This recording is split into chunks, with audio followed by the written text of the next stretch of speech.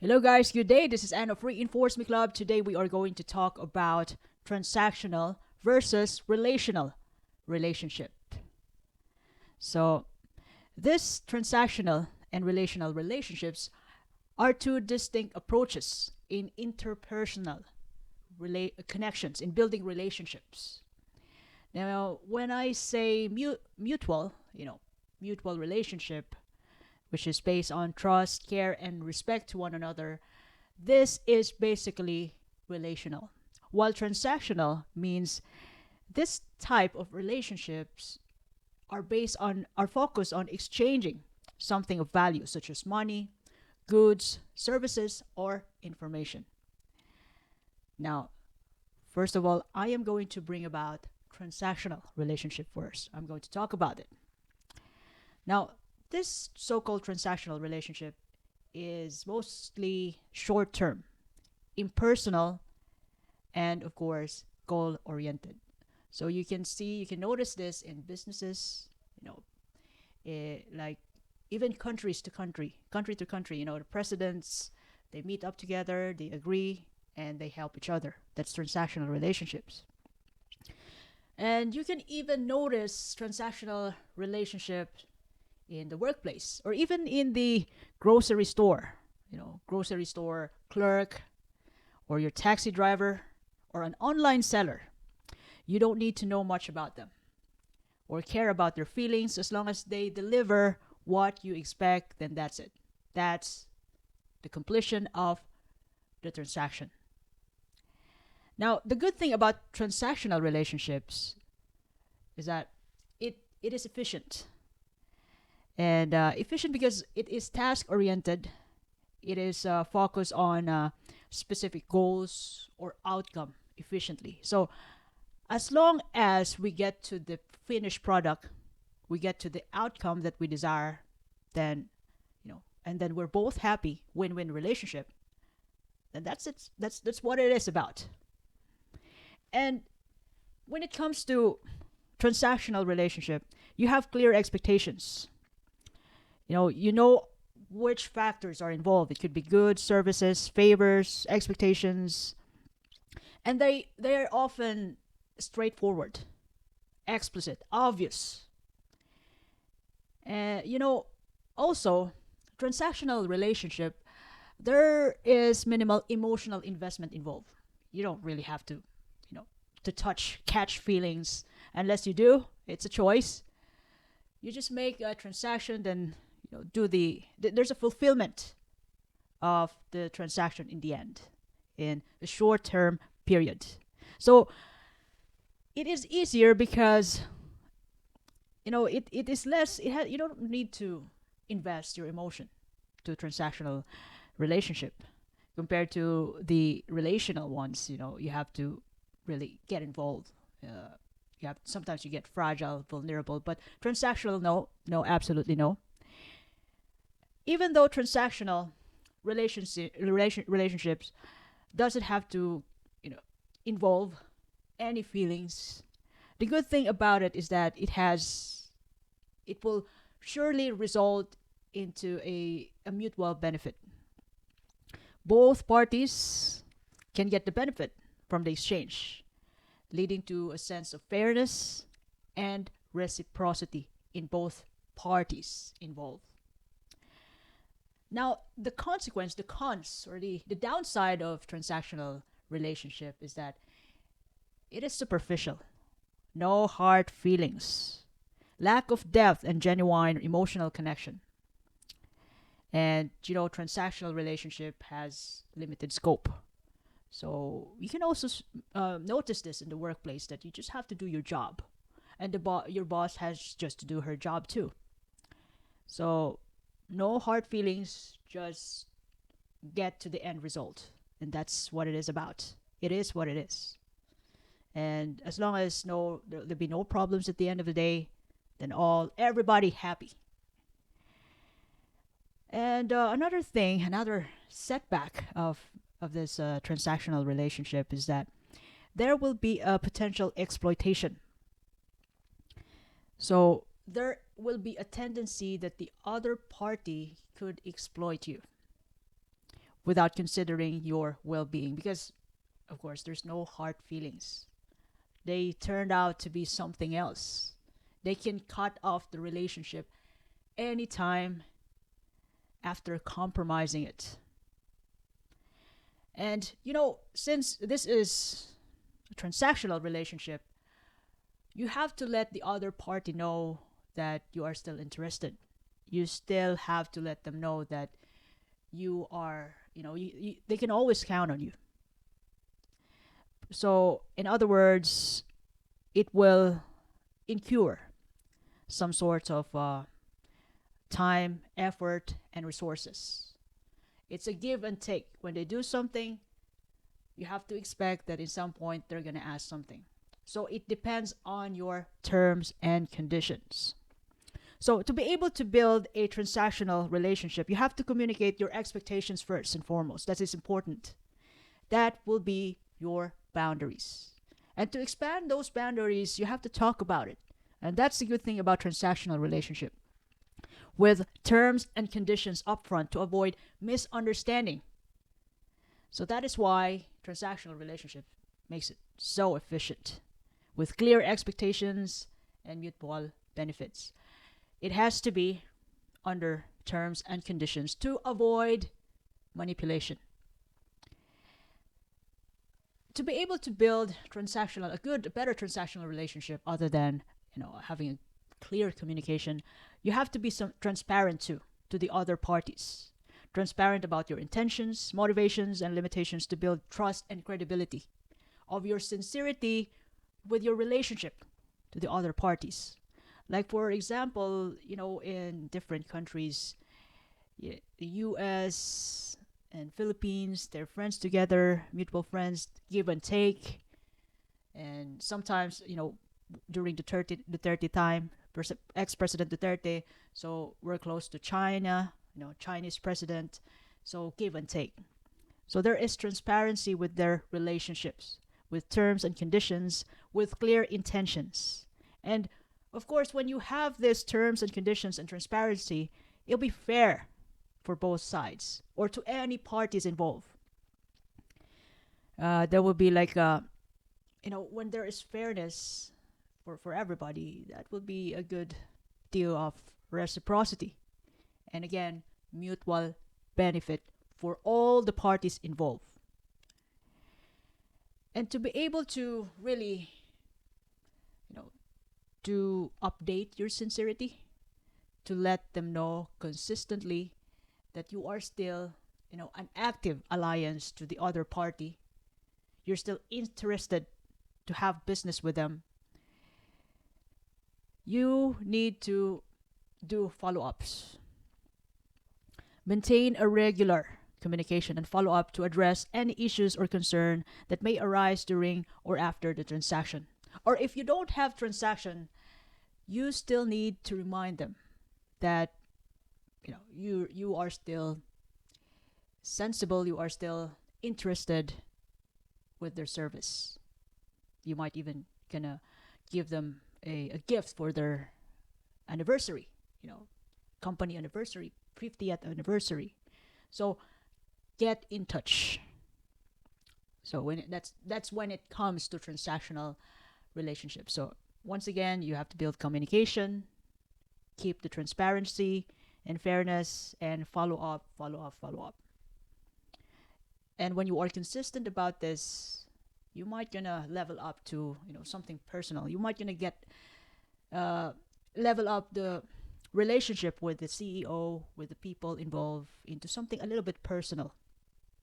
But you have to keep the terms and conditions of the relationship. Now, the other way around. On the other hand, relational relationships. So, as I've mentioned before, these relationships are based on mutual trust, respect, and care to one another. So, these relationships are often long-term, value-oriented. So, this means that these relationships are you get involved. Usually, the people get involved in this are your family, your friends, your mentor. You know them well, you care about their well being as well as your own. You don't expect anything in return except their loyalty, support, and honesty. So it doesn't matter. You don't really count on the 50-50 on this. You give and take. No, not necessarily in terms of relational relationships. Sometimes you're giving out 80% and they're just giving back to you 20% to make this relationship work out. But once again, this is based on loyalty, support, honesty, and love for romantic relationships. For the relationship to work as long as forever.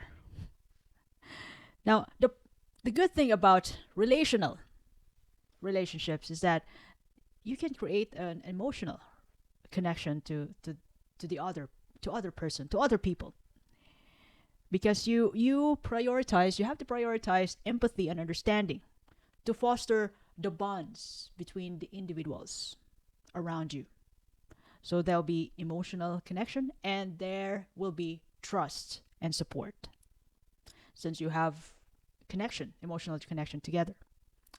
So you trust each other, you rely on each other, and you share vulnerabilities without fear or without fear of judgment. So, in other words, in terms of relational relationships, there are feelings involved. All sorts of feelings. Unlike transactional relationships, no, nada. No hard feelings. And the good thing about relational relationships is that it is based on long-term satisfaction. So they offer this type of relationship offers companionship, intimacy, and a sense of belongingness. It will help you grow. As well as, since this is primarily based on feelings and you want the best thing for other people. You want the best for them. In other words, you have to be flexible too. Unlike transactional relationships, relational ones are not bound by specific transactions or goals or tasks, allowing for a greater flexibility and adaptation to changing circumstances. Since life is changing, the situation is changing, people are changing, you also have to alter your way of dealing with these people since this involves feeling, this involves connection and bond, this is long term, so you have to deal with the changing environment, changing life, changing person, changing personality. So you got to be flexible. You also got to change your way or you change yourself as well as necessary if you need to. Now the downside of having this relational relationships is that it is time consuming. Time consuming in a way that it definitely requires significant time and effort. As this type of relationship involves ongoing communication, which could compromise our emotional investment. Sometimes since of course feelings are involved, it makes us feel down and it's time consuming. And sometimes having a relational relationships, sometimes the expectations are unclear. So you have to read between the lines sometimes. This is long term. This is building connection long term. So you got to keep it up with yourself and to other person involved. And sometimes this might lead to misunderstandings or conflict if not effectively communicated. If those expectations are not being, given out by the other party or by yourself. And when you are in a relational relationship, there's a great tendency that you have to be vulnerable. You have to open up yourself. And there will also be, that's why there's a great tendency that you're going to get hurt in some point. You're going to be, your ego will be hit. So there will be an exposure of feelings which can be uncomfortable or risky because Well, you're also going to be exploited too. You're also going to be manipulated too in relational relationships without terms and conditions. Well, I'm not saying that this is wrong, but it happens and we got to deal with it. After dealing with it, once the problems is resolved, we get through it. And the good thing about it is that the bond, the relationship will be tougher, stronger, better in time. And when there is, since feelings are already involved, there will be potential conflicts in relational relationships due to heightened emotions and conflicts, requiring effective conflict resolution skills to make the relationship work out, whatever it takes. If both parties are committed to keep the relationship, so they have to change their ways or the other has to compromise. It depends on the solution. Now, to better build a relational relationships, you have to be an active listener with empathy to understand the needs, feelings, and perspectives of the other person. You have to be open in communication because sometimes we ourselves cannot read between the lines as well as the other parties.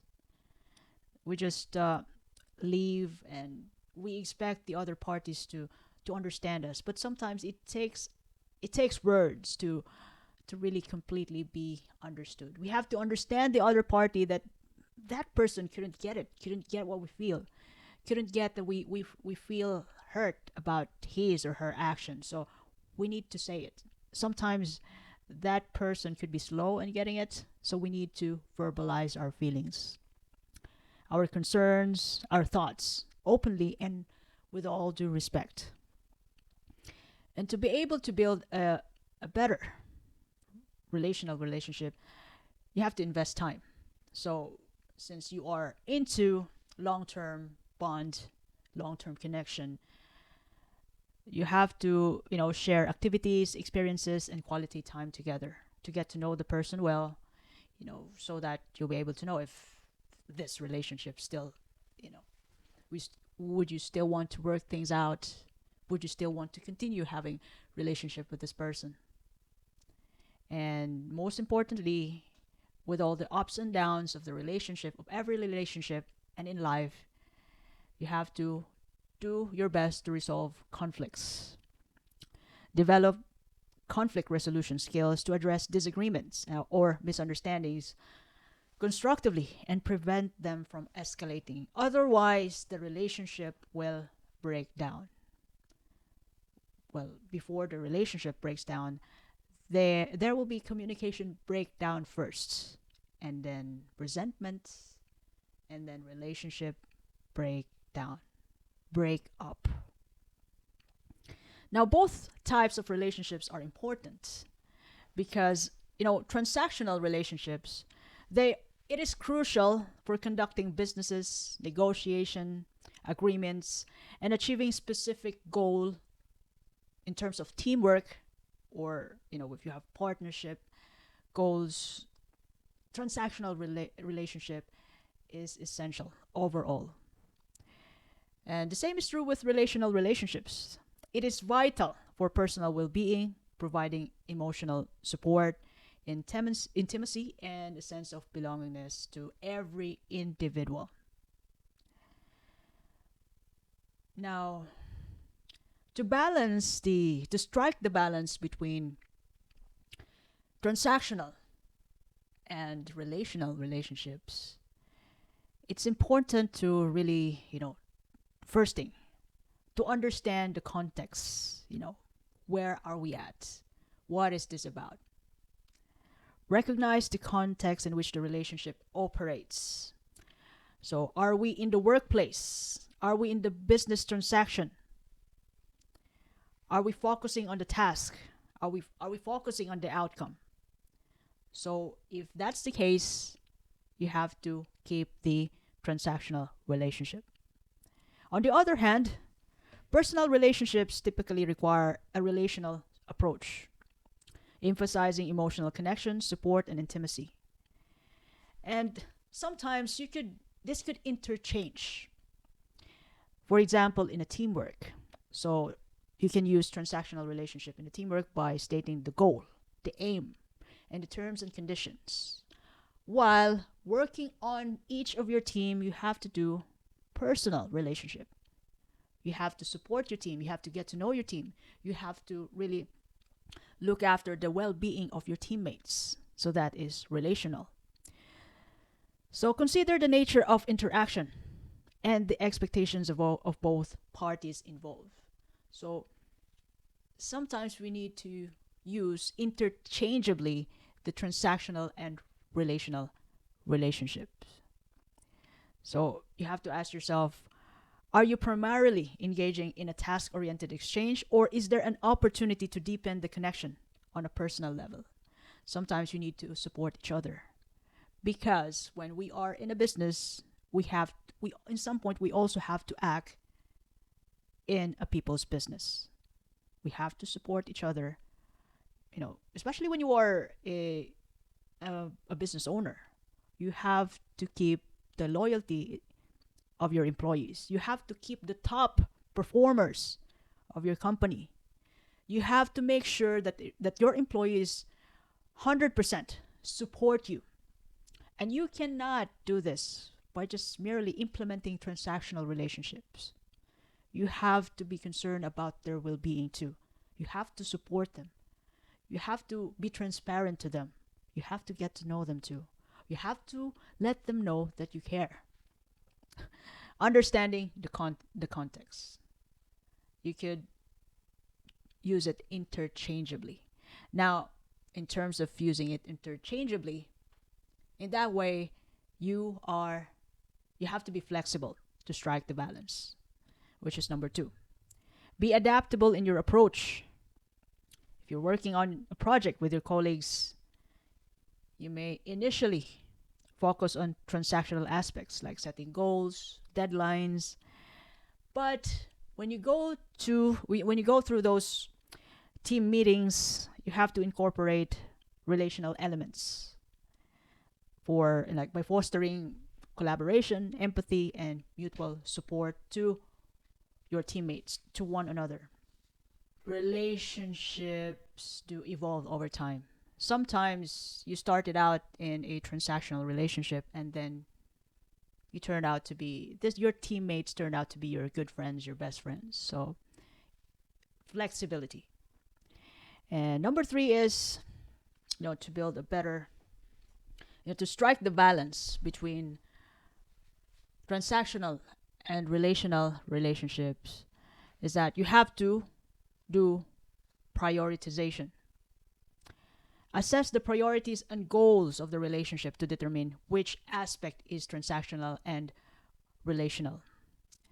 So in personal relationship, I'm talking about with your close friends, your best friends, your family, or it could be your mentors, significant others.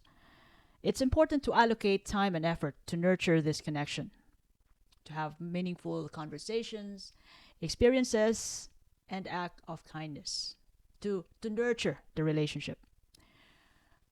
And on the other hand, in professional or business relationship, prioritize transactional aspects, efficiency, productivity, and heading towards the common objectives.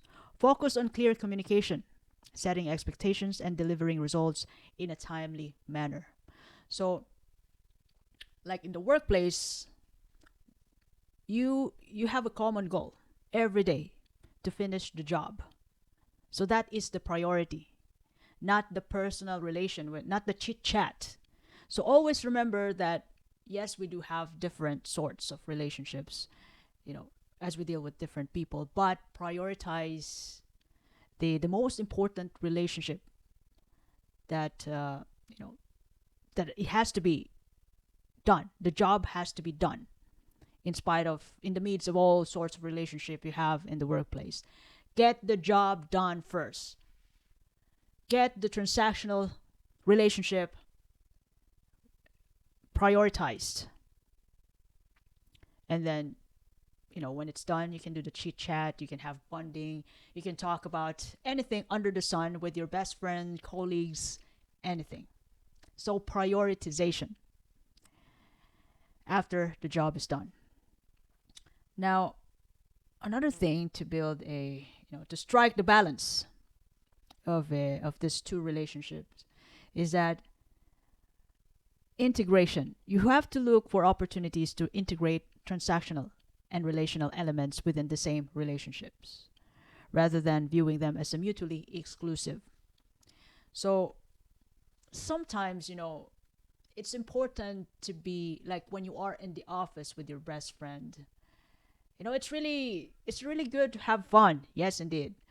But, when you have a task to finish, you have to prioritize those tasks. And it's important to take the feedback not personally so that you can track your progress accurately. And although you are hitting your goals every day with your best friend, with your bestie in the workplace, you could also, still cultivate the relational bond, sharing personal experiences. It could be in the workplace or on the break time, or it could be outside work. You can still offer encouragement with your bestie to your besties, demonstrate genuine care and support to each other's growth. But in the most part, it's important to really integrate the transactional and relational aspects because, if imagine if it's, what if it's all just about personal or relational relationships? You're just working without an aim. You know, what are you doing at work? You have to have an aim. And in order to get to that aim, to get it done, you have to prioritize the transactional relationship.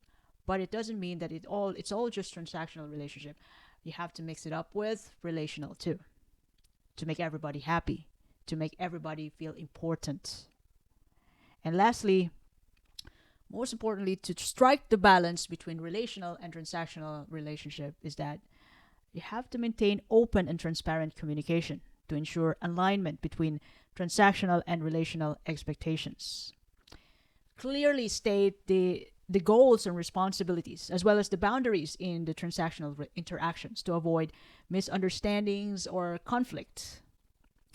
And you can also foster honest and empathetic communication in relational transactions to deepen the understanding, trust, connection, and support, with all the people involved. So you can use transactional and relational relationships in the workplace, in business. In business, it depends, but in workplace, working on, hitting the target, hitting the sales, you can interchangeably use transactional and relational relationships with clear communication. And encourage feedback and dialogue to address any discrepancies or tensions between transactional and relational dynamics. So since you already have a clear goals and responsibilities as well as boundaries for any conflicts that may arise, you have to address it uh, with all the respect as fast as you can to come up with a mutually agreeable solutions that honor the needs of all parties involved. So you can attain success together. So when the team is successful, the company is successful, you'll be happy going to work, and in the most part, everybody's happy in going home.